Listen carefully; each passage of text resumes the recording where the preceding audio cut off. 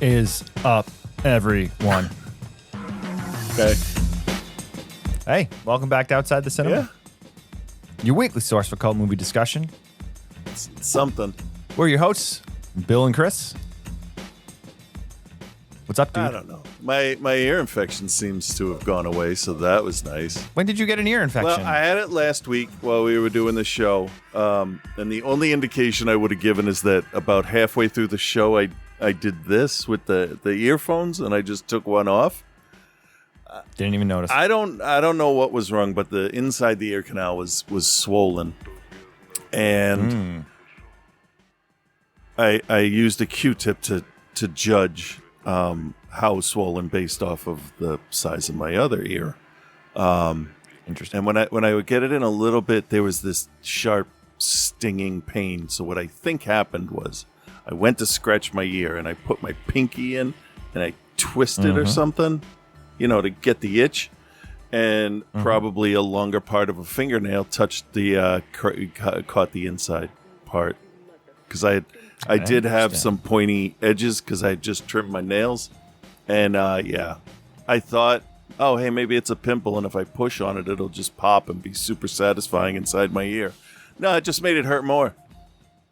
Yeah, I mean, you could push, but then you just push your finger through your eardrum. No, I was definitely going down, but what I did, I had a little hooked dermatological pimple tool, so I was more pulling out of the ear than pushing in, because I've ruptured an eardrum once before. That's where you done fucked up. And that's rupturing your eardrum sucks. No, I thought I had a ruptured eardrum for a little while after I got out of was it either got out of the hospital? It was before the hospital, I think. But I kept getting crackling in my ear. Oh. And Mel was like, no, she's like, that's probably just build up. And now it's kind of gone away. So I'm yeah, ruptured eardrum, if you went to blow your nose, the air would blow out your ear. Ugh. It's a weird feeling. That's how when you pop ears, when you hold your, that's the pressure, but you can't equalize the. Well, I guess the pressure would automatically equalize if you had a hole in there. I guess. Whoa, why is it? Come on now. All right. Anyway, back into the show this week. Classic style OTC fare. We have a Japanese gore flick, which isn't even really that gory, and then we got a late 70s horror flick. We're talking about 1979's Bog. Oh, it was 79? Okay. I think it was 79. Hang on, let me double check that. I'm almost positive. It feels like it was filmed in 1950. It does. I was looking at a bunch of other movies, and some of the dates were 79. around 89, so I got a little mixed up there. Yeah, 79. Okay. The return of Aldo Ray to the show. He hasn't been on the show in a while. And Aldo's back. He's back, baby. Yeah. Did I not add the other ones that I needed to add to this? I didn't. I'm trying to catch. I realized that when I was out in the hospital, I didn't log any of the stuff I was watching, and I tend to forget if I've watched something. Okay. And I forgot to log the movies for this week. So, good start. The other flick we were watching. Damn it! What is happening here? Hold, please. All right, 2010, Gosorai Shokunin. U.S. title is Gothic and Lolita Psycho. Yeah, I put the title into Google Translate, and I got Gothic Lolita Executioner, which is a much better title, name. Isn't it? It's a much better name. Much better name. Directed by Go Ohara, who's worked on a bunch of the Japanese neo-gore. He did one that we covered flicks. that I don't think I was very happy with. Probably not, but that sounds about par for the course for you. Yeah, what was it? I'll look it up. Doesn't matter. Doesn't matter, right? I mean, it matters. It was one of his early ones. So that's the show. I mean, that's the show for this week. Kind of not standard OTC. Well, I mean, it's definitely standard OTC fare, but I'm still trying to get back through a bunch of emails and stuff. I finally got caught up on all my work, so now I'm going to catch up on Patreon picks and all that stuff. Yep. It's funny because I've finished all my work, so those of you that follow me know that I've had a bunch of stuff going on. So don't forget to leave. We submitted our cut to the colorist, so the film is, for all intents and purposes, done. in terms of the cut of the film, but it's got to get colored and we got to have the sound done. And then a couple of the companies that we have potentially talked to, I'm sure we'll have some revisions and some suggestions. So we will see what's going on with that. But that's coming along sooner rather than later. I had a couple music videos I had to bang out. I had a couple concerts I had to bang out. And now I have nothing on my plate for the time being, which I will not last. But well, that's good. I'm gonna catch up on the other stuff because I've had a whole bunch of Patreon emails come in, a bunch of regular emails come in, and I'm just kind of stashing them in folders to be like, all right, I tend to sometimes I'll read something quickly and somebody will be like, here's a suggestion for a movie or blah blah blah, and then I'll be like, yeah, definitely cool, and then I just forget to go back to it. So I had to kind of like set myself like. Put them in here, and we'll get to that because I know we do have a bunch of Patreon suggestions, which brings me to my next point. If you are a Patreon member of the show and you would like to suggest some movies for us to cover, please send us either an email at outsidethecinema@gmail.com or just send us a message through Patreon. If you have sent one of those messages and you haven't heard a response from me, I swear I've seen it and I've got the information, and we will get to it. I promise. And if you want to sign up, patreon.com/outsidethecinema. We've seen a dip in the numbers, which I really expected because we were off the air for an extended amount of time.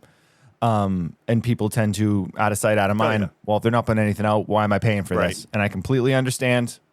Totally get it. We're back now, weekly. We're here.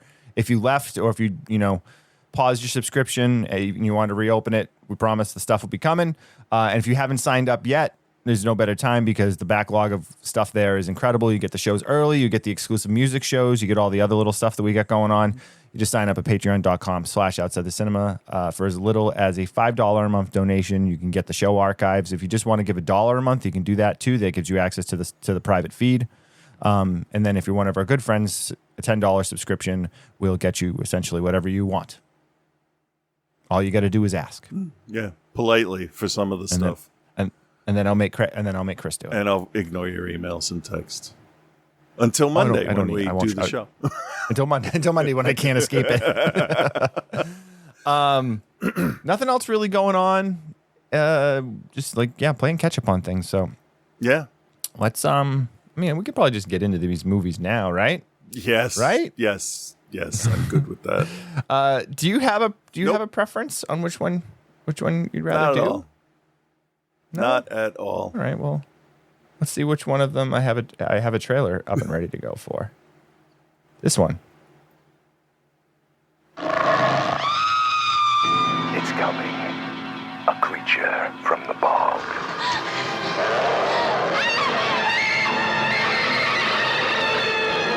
A flesh-hungry beast rages from the sinister depths of the bog to wreak unspeakable atrocities on mankind. Doc, what the hell do we have out there? I don't know. I wish I did. I just don't know. We were out in the boat and it hit. It was big. It was powerful. Like a whale. It just lifted us out of the water. You know what it is? Well, there's always been a lot of stories about that lake. I'd give my eye teeth to know what's going on out there now. A sleepy little town will soon wake to a living nightmare of violence and death at the menacing claws of the creature from the bog. Could we have a Dracula running loose out there?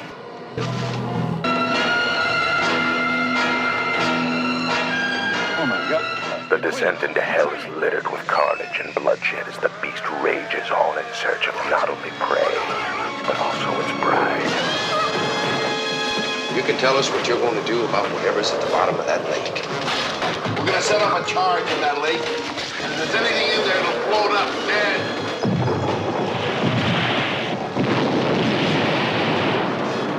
The creature will not yield. It will not stop. Not until it gets what it wants. Your blood. Lolita Taylor, Aldo Ray, Marcel Thompson. Bog. A film by Don Kiesler, written by Carl N. Kitt. Oh man, Bog. Don Kiesler, the director of this, he worked on a bunch of stuff, but like he worked on like Grizzly Adams and he co-directed something called A Day Old in Milwaukee. That's really it. I mean, Bog is the only attempt he ever made at horror.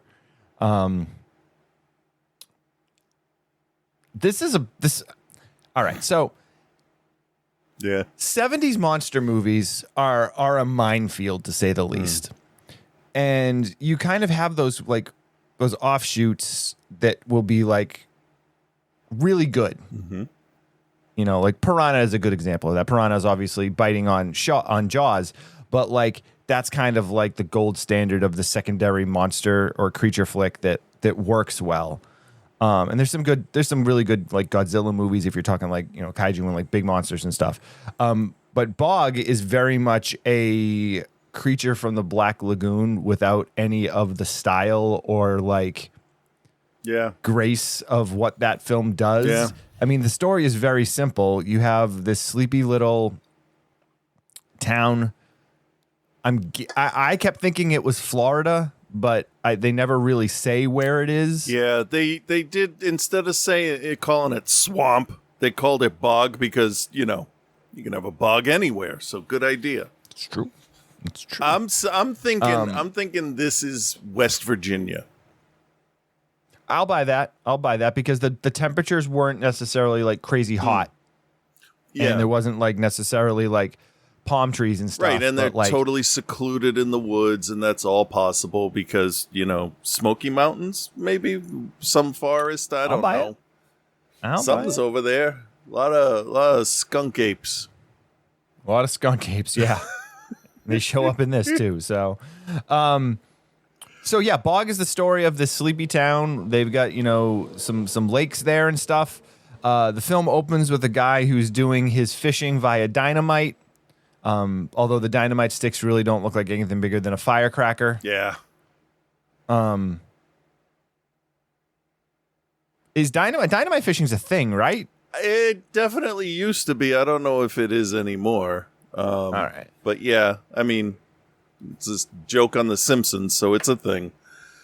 Right. So he's throwing his sticks of dynamite in there and scooping up the fish. Yeah. Something grabs him and pulls him out of the boat. And how do you know this? Because he goes, ah! And then you see the boat almost tip over. Yeah. That was a good way to show that he was taken. I guess. So we don't know by what or anything at this point. And then we get an overly extended opening credit sequence of a car driving on the highway, then driving on a secondary main road, and then driving on a back road, and then driving into the middle of the forest on a dirt road. Yeah. We are definitely treated to a very 1970s movie title song there. It's not called Bog. It's some weird like love song. Yeah, but it's credited in the opening titles with the biggest thing. Like, this is it. This is her number one hit. Yes. Good. That's because good for they them used for it pushing also. It, but also because they used it 3 times. Yeah. So if you enjoyed it the first time, you will love it the second time. And then by the third time you hear it, which was the closing credits, if I'm not mistaken, you might not enjoy it anymore. Yeah. I'm just saying. Yeah. So we then are introduced to the two, I guess they were couples because they then say these guys are looking for their wives, but the way they talk to and the way they treat each other would make you think that they're like newly dating. Yeah. Or like, yeah, it's very bizarre. I'm like, I know people in the 70s looked older than they did, you know, at the time. But this was like they were acting like no, not even college kids, like high school kids, and like, dude, you've been bald longer than I had been alive at that point. So, and one of the wives was definitely in her 60s. Like, definitely, like, she looked like she was in her 60s, and the other one looked like she was probably like 40. Listen, honey, that's just what the Virginia Slims do. They age you to maturity. So they get out of the car. They get out of the car, age to maturity, Yes. apparently. The first thing one of the guys says to the other guy is he throws him a beer and he goes, "You ain't driving anymore." Yeah. I'm like, all right, here we go. Guy's definitely got a fishing hat on and he's got a mustache. Yeah. And they're like, all right, cool. Isn't this beautiful? And it's like the most like uninspired scene of just this like stanky lake pond even. Yeah. Of just like, I mean, yeah, I guess it's nice looking, but have you ever seen a beach? Yeah. Or like a real lake. Yeah. they're like, yeah, isn't this gorgeous? It's beautiful. And I'm like, I don't know. It's fine. I watched the movie, and it definitely seems difficult to get in and out of. So yeah. why would people go there? I don't know. It's more of a depression filled with water. Yeah. Which is, what you could say after I hydrate for myself. So the two women go down to the water's edge, and the guy's boat is now at the water's edge, and they're like, "Oh, weird! I thought you said nobody else was going to be out here." Yeah, and the answer to that was, "Shut the fuck up." Yeah, pretty much. Was it? Pretty much. Yeah. He's like, I forgot how mean they are. So they come walking over, and the two guys aren't concerned. They go, "Whoa, free boat!" Despite the fact that there's a cooler in it, and there's like fish that have been caught, and like all the guys' stuff is in there, and they're like, "Free boat, great!" I can't even, but it's true. That is exactly how it is. It's true. It would be the same as if you like found a wallet and then you're like, hey, somebody's wallet, no ID, free money. And then the camera panned and turned and it was a 15-car pile up.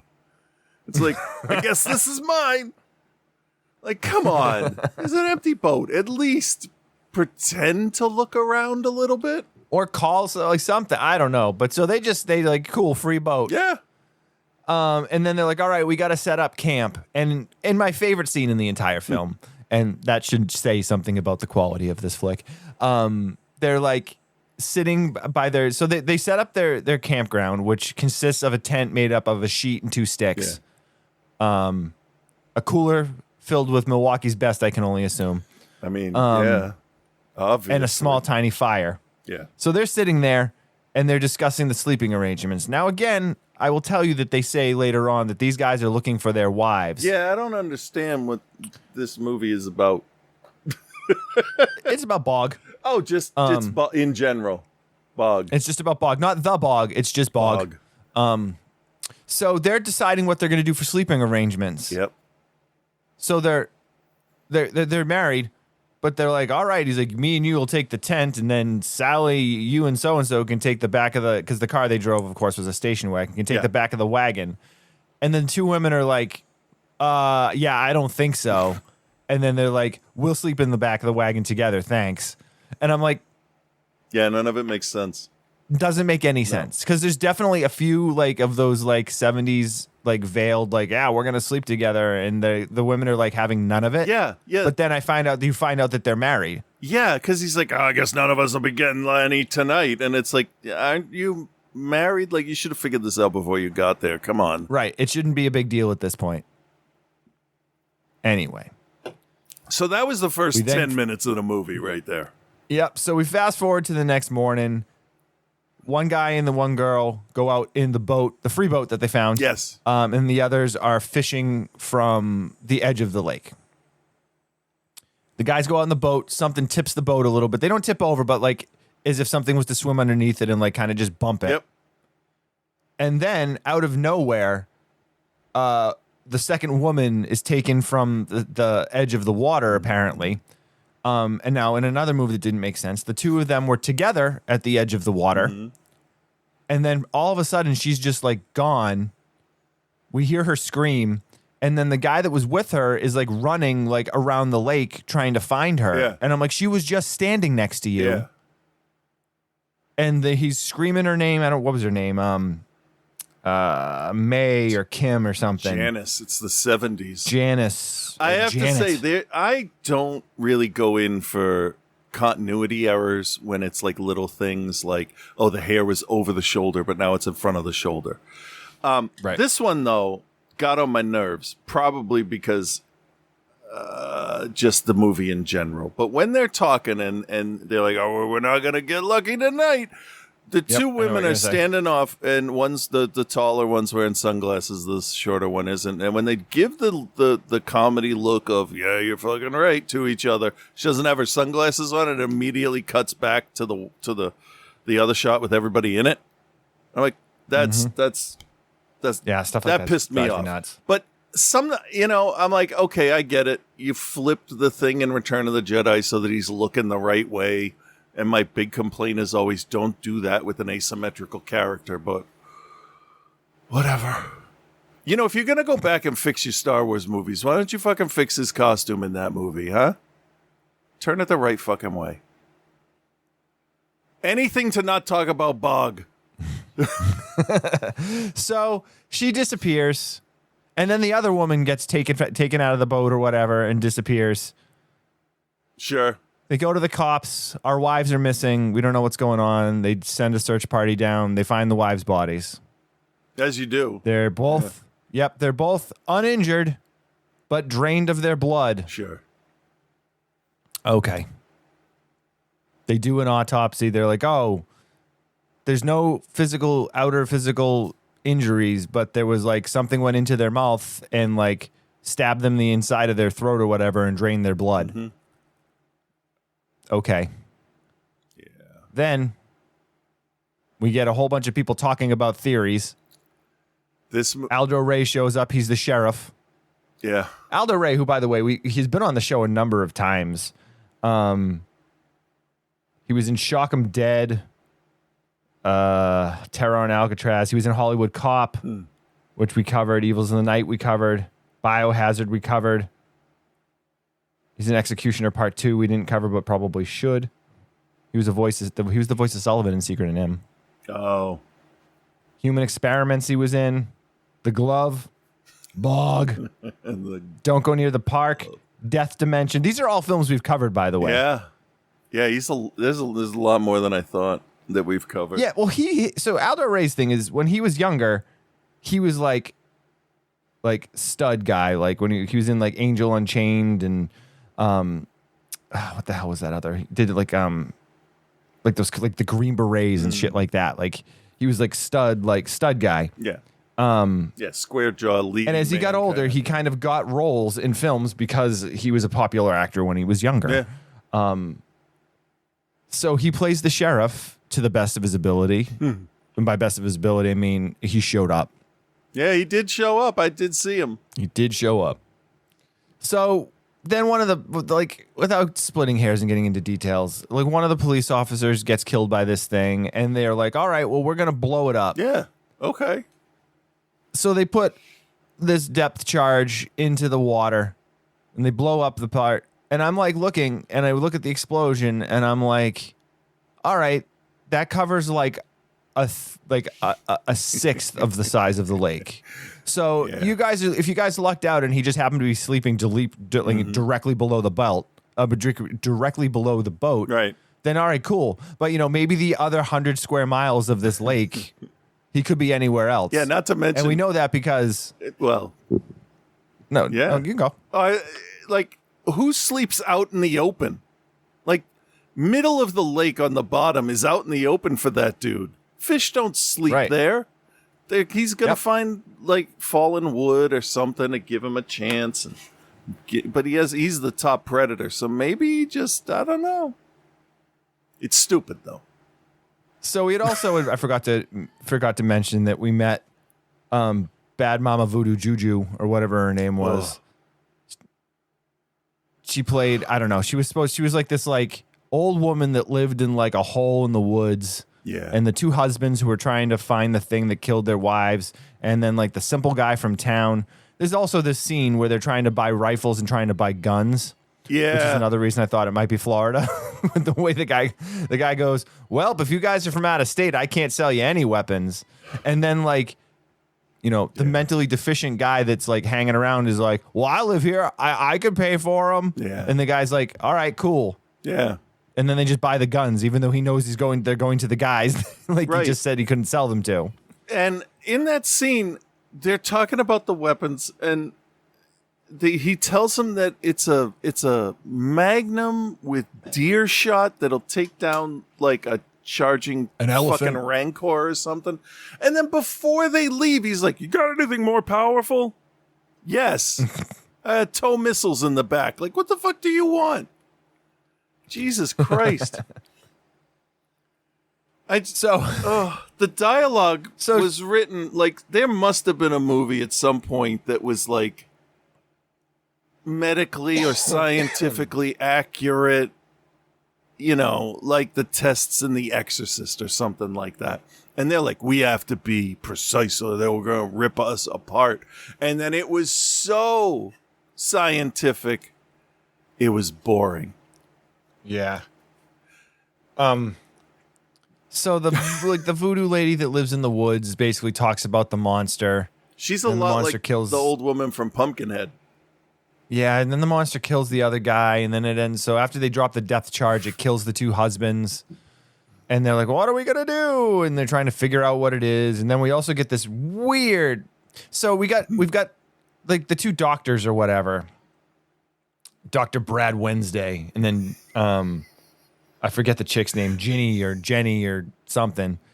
And like, they're trying to figure out what it is. But then there's this scene where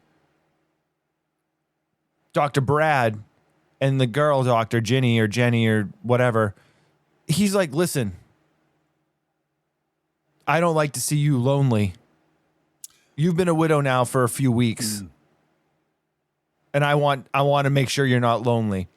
And then they proceed to have the most awkward scene where they, I guess, kiss. But could like say mostly that. just, Yeah. technically their lips did meet at one point. Just like this movie. And it has nothing and it has nothing to do with like the story, and there's been no inkling of like this woman being lonely and she needs somebody in her life and she really likes the doctor, and there's none of that.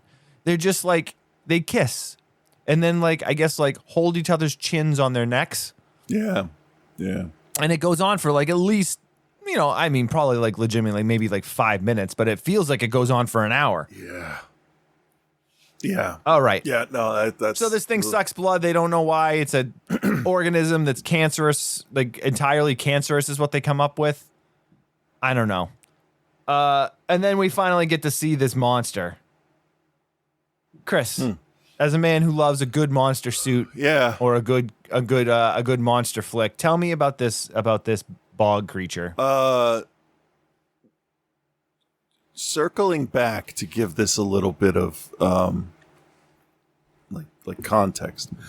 When they talk about the thing that goes down the throat, they find organic matter, so they're like, oh, it's an organic thing that's doing this, that's draining blood, blah, blah, blah. I found chitinous material inside but there's... Fish don't have chitinous shells. No, but fucking crawfish do. Crayfish, crawdads, P-diddies, crawdiddies. I don't know what you call them. There's so many names. Crawdiddy. So many names for freshwater tiny lobsters. And this day, at least, I saw claws. I saw a man I don't know if he was wearing trousers or not. I'm not 100% sure. But it did look like an American version of Bemular from Ultraman.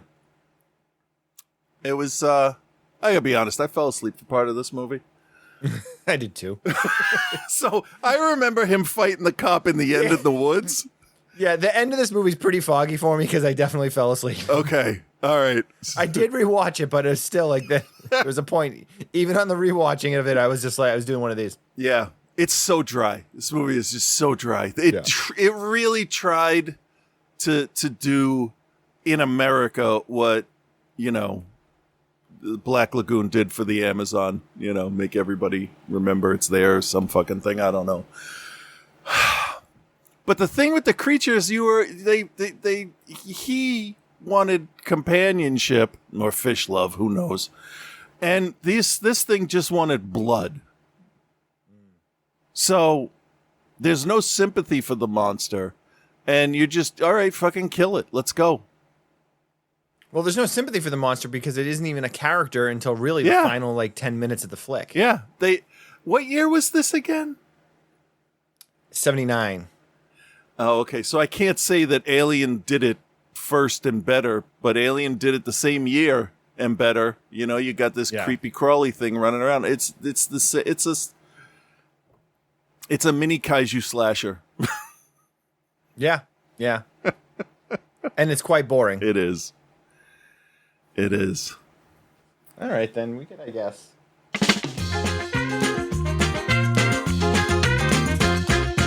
All right, Chris, do you recommend and was your grade for Bog? Okay, this is a party movie. This is a bunch of people together. This is a throwdown flick. Past that, yes. Past that, no. I don't recommend it if you're going to watch it alone unless you're compiling a list of cult movies, and you have to. My overall impression of this movie, and I thought of this while I was watching it, and I wanted to save my one-sentence review for here. This movie doesn't technically do anything wrong. It also doesn't do anything technically right. So it's a C. The dialogue is written.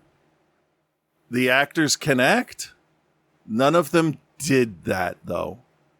There was a story, and I think if the actors were better in their roles, put a little more humanity into it, especially the doctors talking. You don't want to always have... Scientists get excited about shit, you know? Oh my God, I found a new life form. And you want to touch it. Like, you know, everybody does, because it's Prometheus out there or whatever. But anyway, yeah, these people were as boring as a dried mayonnaise sandwich. Yeah, I'm pretty much in agreement with you. I'll give it that like party recommend, like you did. But otherwise, no, it's pretty poor. It's weak. I think the worst thing about it is how poorly written it is. And I think the fact that the actors were actually like Aldo Rey's, he's a pretty good actor. Yeah. But like the fact that he was a good actor almost did it a disservice because it's not quite campy enough. Yeah. Yeah. So like, yeah, there's definitely a lot of parts where you can laugh about it and joke around, but like overall, it just doesn't quite rise above to some of those other cult flicks from that time period. Yeah. You know, something like Ghostbusters and Star Wars and Star Trek, when you have. Not that this was technobabble, but when you have technical mumbo jumbo that you're saying, you have to believe it when you say it. Ray Stantz believes when he says, neutralize the ion. It's like, I don't know what you're talking about, but great. Good for you. You did it. Here it's like, I found a piece of shell. Nothing's made out of this stuff. Well, no, clearly you're fucking pieces. So, ugh. The worst. It's fine. I'm gonna give it a C minus, and say if you need a flick to laugh at with a bunch of buddies. Yeah, that's the only reason you should ever watch it. It's on Shudder too, so and it's not too long. It's like just under 90 minutes. Yeah. But it feels like it's like 300 minutes. So you get a good nap. Okay. Yeah, that's true. That's true. Next up for the reviews this week is Gosorai Shokunin. Gothic and Lolita Psycho. Coming out in 2010, directed by Go Ahara. He's worked on a bunch of stuff. Geisha Assassin is probably his like high point. He did all the action scenes in Onichambara, which we covered on the show at one point. Yeah. Zero Woman. I don't think we did that on the show, but like he's probably best known as like a stunt coordinator or a stunt director. Really? Oh yeah, because he did like Battlefield Baseball and like Devil May Cry. Yeah, I wouldn't have known that from watching this movie at all. No. You wouldn't. No, not at the second fight did I turn to my daughter and say, I bet this guy was a stunt coordinator at one point. I honestly didn't look it up. Yeah. I mean, it's obvious. When you get you special effects guy, you get Terrifier. When you get, a Jackie Chan behind the camera, obviously, So you do. Yeah. You do. And that's fine because you're highlighting what you love. So that's fine. So the writer of this, Hisatatsuku Kuoraki, also worked on Nightmare Detective. He wrote the, I guess it was the third Tetsuo movie, Bullet Man. Oh, okay. He's also worked. He wrote a bunch of stuff. Nightmare Detective is probably what he's best known for. Those movies are pretty good. I don't think we've never done those on the show, but those are a different type. But so what this film is doing is trying to do what the Japanese like over the top comical type gore movies were doing around this time.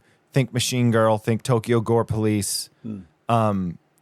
It's trying to do that, but it doesn't really go there. it's kind of like one of those movies with the teeth removed, if that makes any sense. Yeah, that does. So you've got your main character, Yuki. She is this assassin type character where she dresses in this goth outfit. It's like, like a frilly leather skirt and like, all black and like the black hair and the pigtails. She's a goth Harajuku girl. Yeah, exactly. That's actually a really good way to put it.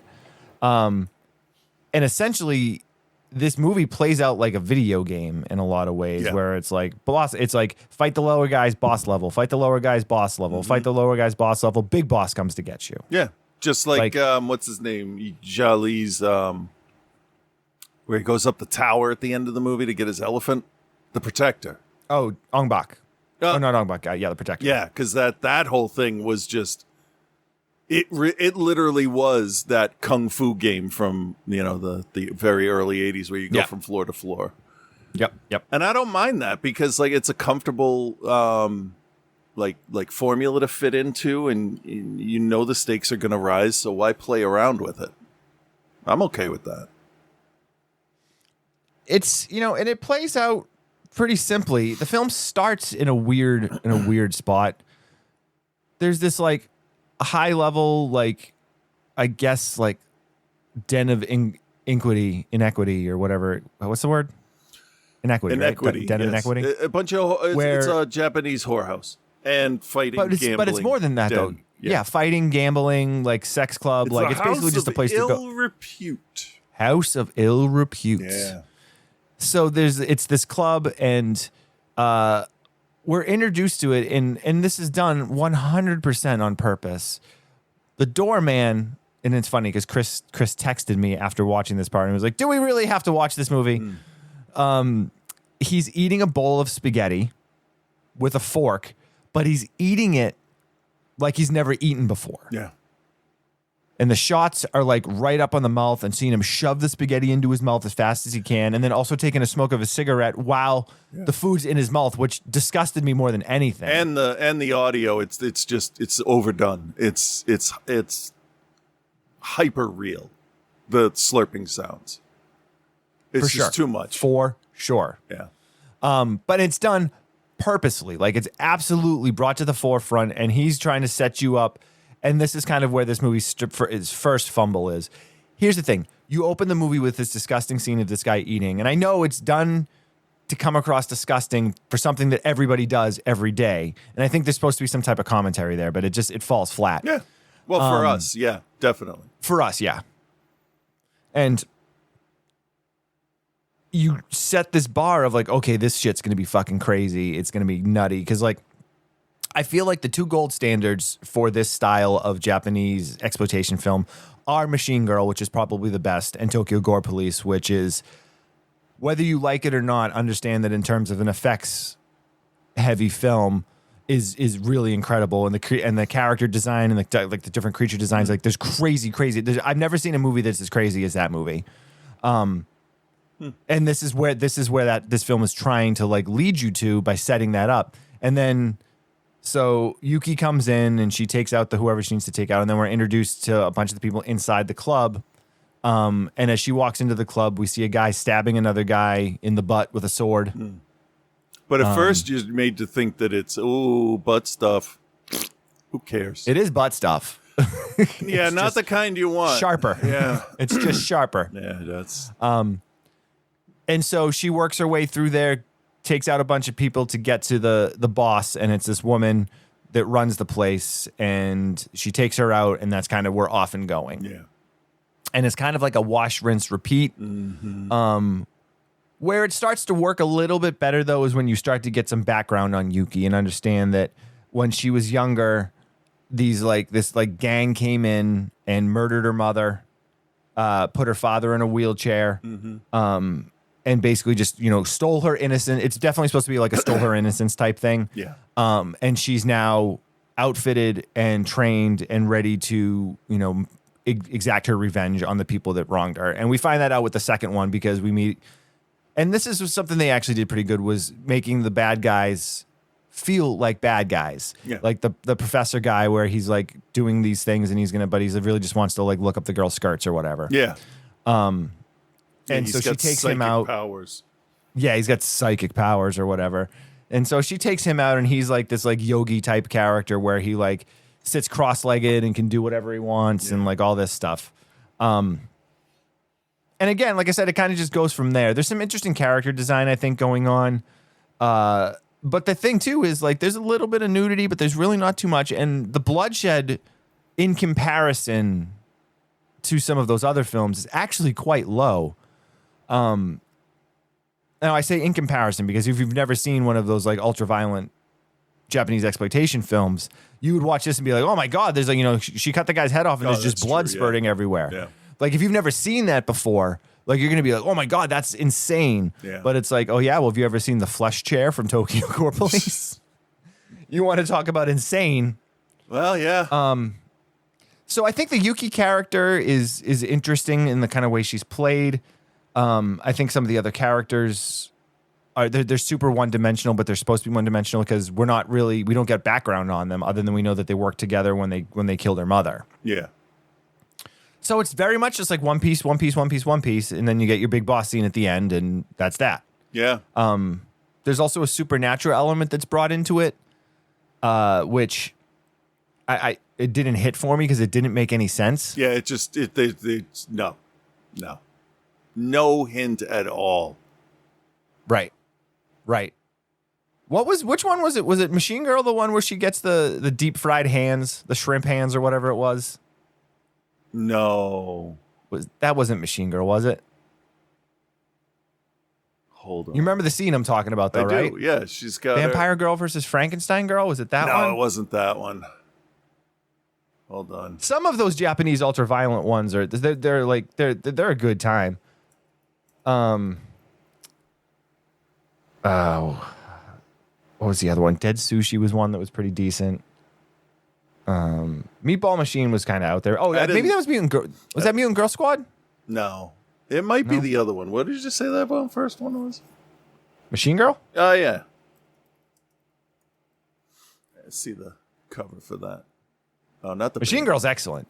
Machine Girl was fun. A lot of fun. And maybe that one was so much fun because we hadn't seen a bunch of these movies before. Yeah. But also, this one has a lighter tone. Oh, no, you know what it was? It was Robo Geisha. Oh, okay. Yeah, Machine Girl was still good. Yeah, I liked Robo Geisha too, though. Yeah. Ridiculous. Yeah. Utterly ridiculous, but still kind of fun. Anyway, back to Gothic and Lolita Psycho. Well, back to it. There's really anything else to say about it, is there? No. Oh, you know what? One of the girls she fights, the young girl with the eye patch, was annoying, but also kind of fun. She was the best character, but the Kill Bill ripoff ruined it for me. Yeah, that's true. But she's got like her cell phone attached. So she's got these two guns that have knives attached to the ends. And but they're not like bayonets. They're like these big giant blades, but they're handguns. Yeah. And then she's got her phone attached to one of them. So she like flips her phone open because it's a Motorola flip phone. And like she's talking to her boyfriend while she's like basically like, oh yeah, I'm just here murdering this girl right now. It's no big deal. And then she's like, oh, you don't want to go out with me anymore? And so she gets all sad and she loses the fight because she got dumped by her boyfriend. Yeah. Yeah. It's ridiculous. All right. Dun, dun, dun. All right, Chris, do you recommend and was your grade for Gothic and Lolita Psycho? All right. So I did watch the whole thing. And you were right. It wasn't as bad. But I did something mentally as I was watching this. If it got too dumb or crazy or the tech looked too ugly, because that's a big problem, I think, viscerally for me, is when you get stuff like Meatball Machine and like the tubes are kind of bent and they're rusted and dirty looking. And it's like, I don't want that attached to my body, which might be why I don't like those specifically. But that makes sense. What I did here, because of the way the main character looked, was I just changed it to anime in my head. Okay, I imagined how the scene would look as if it was animated. Okay. And then the whole thing was awesome. Because I don't think anime situations work as well live action. And that's Normally what we got they don't. here. Yeah. So there were blades and weapons. She has an umbrella that the fucking penguin would be jealous about. Or a Kingsman for that matter. But like it had every gadget. And I understand you're fighting a girl with boomerang knife guns with a phone. Sure. Wireless knife guns. There you go. Well, it's 2010. They got to be wireless. Yeah. Well, I mean, then it's not a boomerang. It's just a ball and chain. I don't know what's going on. What is my point? My point is I'm actually honestly I'm not sure. My point is I watched this and I thought of it differently because this is absolutely inspired by the horror comedy anime stuff out there. And I understood it better in the context of this could have been animated. So it was more enjoyable that way. And I think that's perfectly fine. However, I'm not a big fan of it. There's a lot of yelling. I thought the main character's vengeance mission was weak. And the flashbacks took up like a third of the movie. Just make that part of the fucking movie. Right. Open the movie with that. Yeah, but the or flashbacks... like make it have the second scene or whatever. Yeah, the flashbacks are in a completely white room, so you know that it's like memories. Like, I get that right off the bat. Like, you're going to remember the important things. But that did not work for me. The what's her name?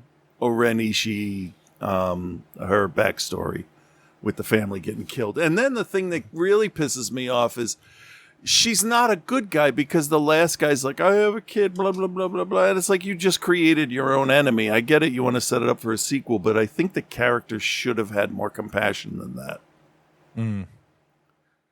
Even if he's lying, she could always go and get him later. True. Like, wouldn't that be, that would be kind of interesting. The movie ends. She's like, all right, I won't kill you. Blah, blah, blah, blah, blah. Goes home and she's like, I only killed the people. Blah. And then credits start to roll and then it'll flip back like after 4 seconds and you can see him walking down the street with no kids. So she'll follow him back to his house and it's just a 1-bedroom apartment and she knocks on the door and kills him. Credits. I don't know. This was just paint by numbers. It was pretty straightforward, I felt. Bad guy, kill bad guy. Yep. It's Cutie Honey and Sailor Moon and Tenchi Muyo and Magical Girl shit all mashed into one thing. This is more of an amalgamation of movies and ideas than anything Tarantino has put out.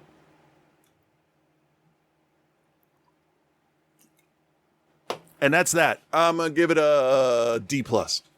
D+. Wow, Yeah. you graded the bog higher. Interesting. I did because actually that one was funnier. All right. All right, so I'm gonna give it a tepid recommend. If you're into that run of like ultra-violent Japanese exploitation stuff from the late 2010 or from the late 2000s, early 2010s, then yeah, you should probably check it out. But in that pantheon, it is far more laid back than most of the ones that you know about. It's not as well written. It looks cheap in a number of spots. But overall, and like, there's a couple like really bad CG spots where like the one where they're in the room, like the big battle at the end, and the like computer generated flags are hanging there, and like looks real bad. But it's, you know, it's still got some parts where you're like, oh, okay, like the umbrella stuff is cool, like it's a gun and then it's bulletproof, and then it's to like a there's point. like Yeah, for me. yeah, I'm splitting hairs here when I say like Yeah. But I mean, it's thing is, it's thoroughly fine. Right. It's thoroughly fine. It doesn't necessarily really do anything like crazily wrong, but it doesn't really do anything great either. So it's and then when just like the other movie. Yeah. So when she turns into the supernatural monster at the end of it, spoiler alert, like it just looks bad. It looks like bad Halloween store mask, and like it just doesn't look great. Yeah, because what it ends up being is like it's almost like they're like, oh, we didn't rip off Devilman. Hold on, let's do that. Yeah, no, that's a good point. So I would say that if this stuff interests you, the top three, I would say, is Machine Girl, Tokyo Gore Police, and Robo Geisha. Yeah. And the reason why I say those three is because each of them offer something that's a little bit different. Machine Girl is probably the best written and best told story, and it's played pretty straightforward. Definitely some laughs at a few points. Yeah. Tokyo Gore Police is utterly over the top and ridiculous in every way, but it's played off dark and played off serious. Which is and somehow weird. they managed to make it work. I don't know. Yeah, I still yeah. don't know how to this day. And then you have Robo Geisha, which is just fucking completely ridiculous. That and is played true. That is true. ridiculously. Was that the Like, one at the end where she fought a flying castle? Yes, she turns into a tank. Yeah, okay. Yeah. It Utterly gets ridiculous, so- but they lean into yeah. it. Oh, yeah. That's and then like Meatball Machine, I think has its merits, but it's played straightforward and very dark and very nasty. Yeah, that might be that Meatball Machine is like all right, if you really love this, you'll like this. And then Tokyo Right. Gore Police is like, this might be the last one you watch. But it might Right. not. We'll see. They all have they all have a place, and there's a number of other ones that we haven't mentioned that are also good. And like I was, a lot of people like to put Tetsuo in this, but like Tetsuo came out way before this stuff. Yeah, also Tetsuo's just angry. I don't like Yeah. talking about Tetsuo. Yeah, Yakuza Weapon is kind of like that. That's come from, kind of from this time period. There was Vampire Girl versus Frankenstein Girl? That was okay. That one I'm not familiar with because it's Mutant Girl Squad. We did Mutant Girl Squad. That was all right. Sure. All right. Anyway, my grade for the Gothic and Lolita Psycho, I'm gonna give it a C-, just like the other one. Okay. It's totally what it is. I would suggest watching those other ones first. If you're gonna start and you haven't watched any of these ultra-violent ones, Machine Girl is the place to start. It's the best made. It's the most interesting. It's done extraordinarily well. That's where you got to start. Yeah. Not at Robo Geisha. No. But that could be a nice Okay. nice reward in the end. Yes. Speaking of Robo Geisha, no, actually it doesn't relate in any way. All right, so Joe has been slogging his way through the he did the Grudge series, and then I was like, maybe hit up the Ju-On series, and then we can kind of roll into some of that Ring stuff. I don't know what he actually did this week because I got a text message from him and we had a discussion. So let's see what he says. Well, hello, Bill. Hello, Chris. And hello, OTC Nation. It's your boy Joe here. And, well, this may be a surprise to some of you, but Bill made me watch Scanners. Yep. 17 witchcraft films. I don't even remember how many Resident Evil films, like 6, 7, 8. And a slew of terrible, like, singular movies.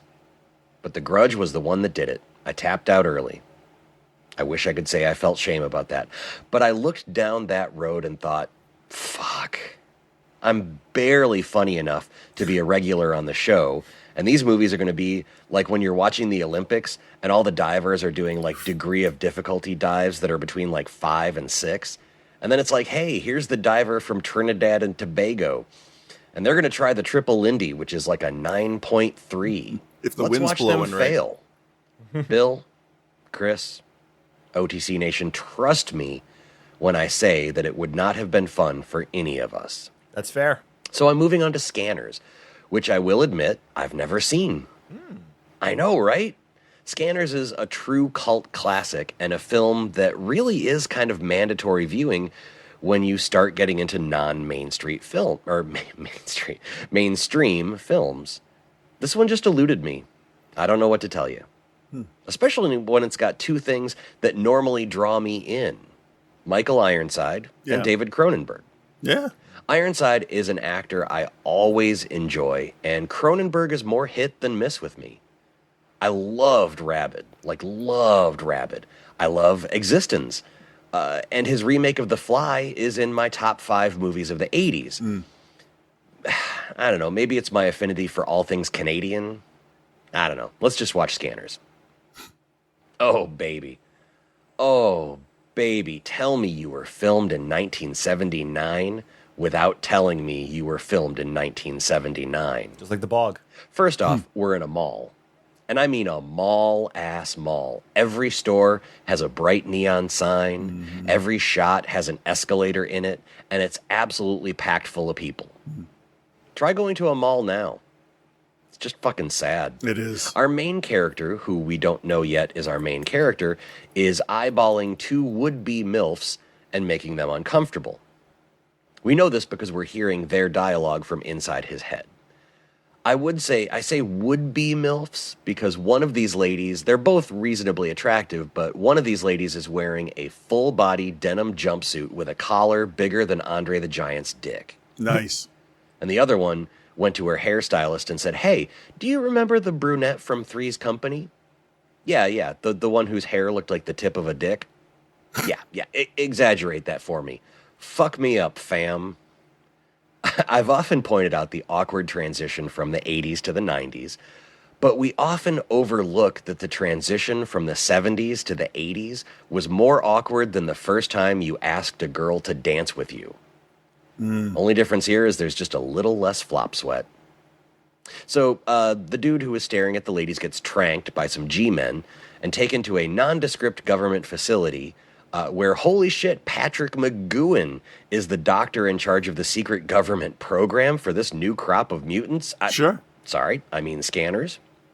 We are going to get some acting with a capital A and an exclamation point. Cut to the most famous scene in the film where they're giving like a demonstration of scanner ability to some vaguely defined like defense contractors. And the always intense, even when he doesn't need to be, Michael Ironside gives some nerd Excedrin headache number 7000. Like, these practical effects still hold up. It's actually pretty gnarly. Like, yes, head exploding is pretty tame compared to some of the things we've seen. But when, like, the skin folds forward over his face from the force of the blast, I don't care how many guinea pig films you've seen, that's gross, and the great effects really, really work. Yeah. When they were casting this movie, the overall theme seemed to be, hey, no big stars, only character actors. We got Michael Ironside, Patrick McGowan, and Lawrence Dane all featured here, and it's like acting class 101 up in this bitch. It's also X-Men 101. Like, there's a small group of people starting to develop powers, and the government immediately tries to put them to use, while one of them, to an understandable degree, thinks that they should be in power, like they're like the next evolution of man, and leads a group of baddies to overthrow the government, who are also baddies. At the same time, this entire production is so Canadian that they might as well be chugging syrup while smoking Parliament cigarettes in every single scene. So while this is all going on, like the intrigue, the mistrust, even the violence, they're all just very polite in its execution. Like, literally, as I was typing about how Canadian this is, our 2 protagonist scanners, Kim and Cameron, escape the facility and that has now revealed itself to be evil. And one of the security guys tells Lawrence Dane, "It's the scanners, sir. They got out." They got out. I've been joking and like kidding and poking fun at a lot of little detaily stuff because it's only because in terms of content and story, this movie's really quite good. It's suspenseful, the acting is big without being hammy, the special effects are quite good on what was obviously not a big budget. Now that I'm watching it finally, I can absolutely see why this is a cult classic. I just read that the studio was pushing Cronenberg, on IMDb I was reading, they were pushing Cronenberg to crank this movie out as quickly as possible to the point where he wasn't even done writing it when they started filming it. And I think that's a testament to what a filmmaker Cronenberg is. Agreed. For most people, that would lead to a complete clusterfuck of a movie that's more disjointed than the fiction I write when I have trouble controlling my ADHD. Cronenberg said, "Hold my Labatt's," and made an all-time genre classic. Not gonna lie, I'm kind of glad I tapped out of The Grudge because this was really good. Here's the thing. The good. I got to tick one of those how the fuck haven't I seen this before movies off the list. The effects are great. If you're like me and you haven't seen Scanners, it's on HBO Max. Get to it. Go. Hippity hop to the barbershop. Go.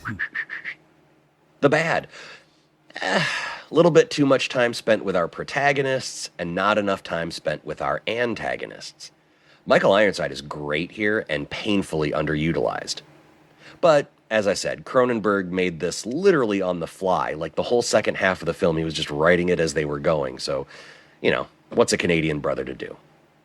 Scanners gets a strong B+, and I'll be back next week with Scanners 2. So until then, be good, everyone. If I'm not mistaken, I think 3 or 4 Scanners flicks. I want to say 4, but I don't know. I'm not positive. I think it's 4 also. Yeah. So, all right. Thank you very much, Joe. My apologies to all the Japanese ghosts that will not have their moment on your segment. You know what they have to say about that, though? No. Really. They would say, Yeah, it's about right. All right. Normally I can do that a little louder, but I was nervous. It's all right. It happens. What the hell is this? Like, what is this? This is so stupid. Yeah.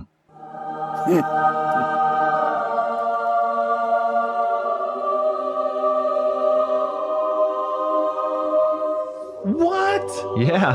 Holy shit. Yeah. With Reverend Scott. Fuck this. Fuck everything. Yeah.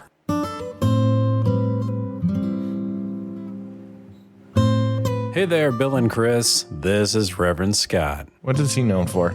I'm the guy that invented corn on the cob, but more importantly, I'm known for reviewing your reviews and giving them pointless grades. Like I'm going to do this week for your reviews from last week of Final Prayer and R100. And then I have a little catching up to do in regards to things that I've been watching, which I'm aware is basically the same thing I do every week, but I'm sure that's exactly what you're hoping for, right? Bring something fucking new. Do something.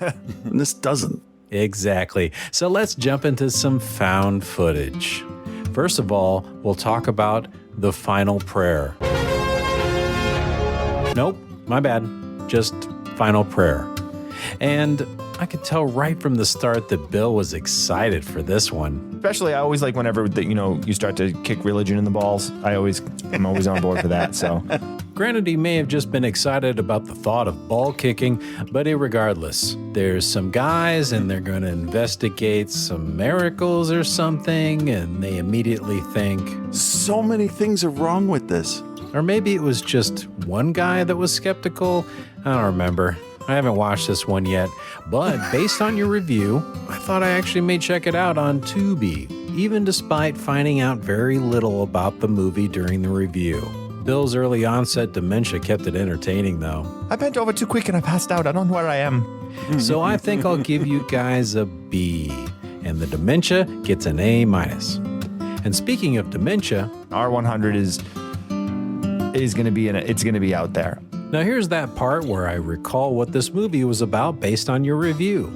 But honestly, I couldn't fucking tell you. I can't even remember what year this movie's from. And I don't think I can handle this one. That's what she 2013. said? What? Nothing. Bill, could you tell me something holy shit has in common with R100? All right. Mm-hmm. This could be interesting. But it's just not, it suffers from try too hardism. Hey Chris, what was your first impression of this movie? Did anybody look at that and say, hey, I don't understand what's going on here? No, they didn't. Yeah. So you're not gonna give me anything to work with on this movie, are you? I almost died in the hospital, so cut me some slack, all right? Okay, in that case, I give your review a C+. Very generous of me. So enough about all that, let's move on to what I've been watching. I know it's been a while since I've told you, and I realize that can be quite depressing. Depressing isn't the right word. First thing I need to mention is that I saw a show on Apple TV Plus starring Idris Elba called Hijack. Idris plays a corporate deal negotiator of some sorts, and he's on a plane from Dubai to London, and the plane gets hijacked. I know that may have come as a shock, but I thought you'd want to know. Okay, that's weird. Yeah, absolutely. And when I say Hijack is a master class in suspense, misdirection, and subverting expectations, I fucking mean it. You may be able to guess what's going on briefly, but it will surprise you eventually, and will keep doing it over and over throughout the whole season, especially at the end of every single episode that usually ends on a cliffhanger. It's well acted, it's entertaining, it's funny, it's violent, and it's never lost my interest the entire time I watched it. And the only thing that I've been disappointed in is the fact that it's over now. Because it's the kind of plot that there doesn't quite seem to be any way that they could continue on with the second season. But I'm totally fine with the makers of the show saying, well, we had one good idea, so fuck it. I highly suggest you check out Hijack, and I give it a straight A. I also watched Barbenheimer, or whatever they're calling it. And maybe I'll dive deeper into these flicks next week or something, but I'll give you my initial impressions on the two. Oppenheimer is kind of like watching a 3-hour-long movie trailer. There's loud music behind virtually every scene, and it's just non-stop cuts throughout the whole movie. Somehow Christopher Nolan managed to make a movie about science and technology keep pace with something from the Fast and the Furious series. That being said, I did enjoy it, especially during the scenes that they stop the music and slow down the pace enough to give the suspense a chance to build. I give it a B+, I think. Barbie, on the other hand, is, well, it's an odd duck. It's well made, it's pretty clever in parts, and it's intensely quirky. It seems like it would have maybe been for kids at some point, but it focuses so much on gender roles and patriarchy and self-reflection that I don't think most kids would enjoy it at all. Yeah, I know somebody out there's going to like it, but I don't know who.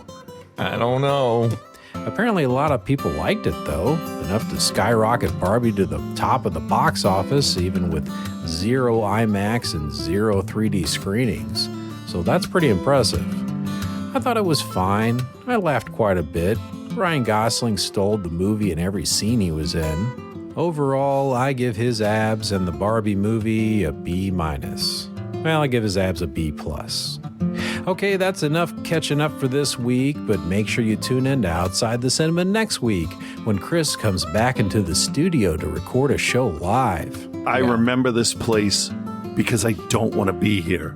Bill talks about why he doesn't let me come into the studio to record a show live. It's like, well, why is he holding that knife? Mm-hmm. And finally, Bill and Chris try to make a sex tape, but are less than thrilled with the results. That was even quick for us. Yeah. All that and so much more that's over too quickly. But until then, peace and love, guys.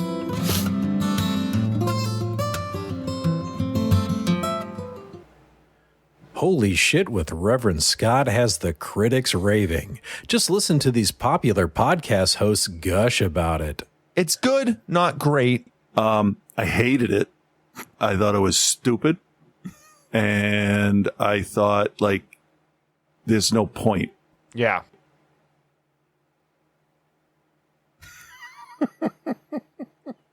And with that.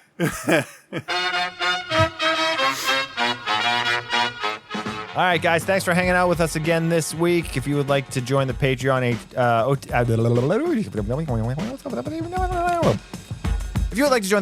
go to patreon.com/outsidethecinema. You can follow Chris and I on social media at OTCBill and at Cthulhu.